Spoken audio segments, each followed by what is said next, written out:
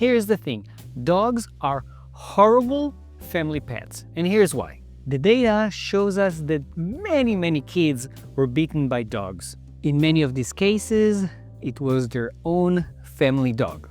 Now, it's true that not every single bite incident ends up with someone dead or someone horribly disfigured, but the numbers are probably even higher than what we know because small bites usually are not even reported. So does it mean we shouldn't have dogs as family pets? No, definitely not. Let me explain. In the study that I'm gonna link below, the authors tried seeing what 3, 4, and 5-year-old kids, and actually their parents as well, think about different videos of dogs and the behaviors that the dogs are showing in those videos. The videos contain things like dogs growling and dogs showing, let's say, aggressive behaviors that are kind of easier to understand, but also other behaviors that if you know dog body language, you know that there are actually signs of stress or fear, things like lip licking and yawning, and they asked those kids and their parents what they thought the dog was showing. Not surprising, a lot of the kids use terms that are true for people but not for dogs. For example, for lip licking, maybe they said things like he tasted something sweet or something that he liked. Or if the dog was growling, they could say something like the dog is trying to communicate with them.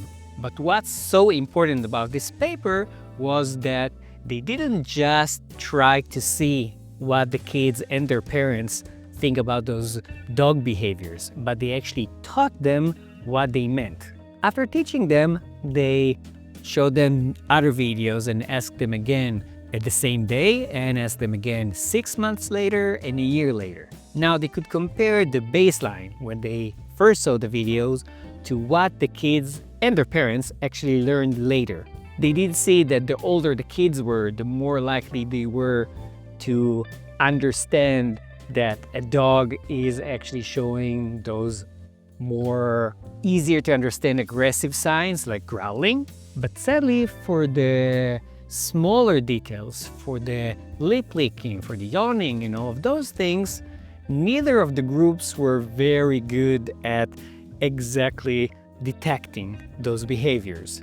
Meaning that if they actually come in contact with a dog showing those behaviors, they might miss them and get into a situation where the dog will end up moving from those small behaviors to bigger behaviors that are actually attacking the kid. Now, you should also remember that not all dogs show those behaviors in a form of a letter. Some will jump from trying to move away to biting without doing anything in between.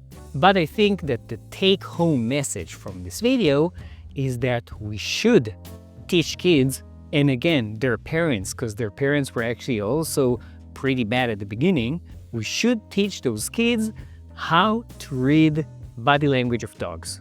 That will decrease the confusion or the ignorance in a way, and will reduce the likelihood of kids being attacked, and will make dogs a safer pet in a way. Let me know if you have any questions, and please like and subscribe because it does help the channel. Once I reach 5,000 subscribers, I'm gonna give away 2 hats. And yes, all you need to do is to subscribe and leave a comment. It's going to be completely random. In the meanwhile, you can also watch this video.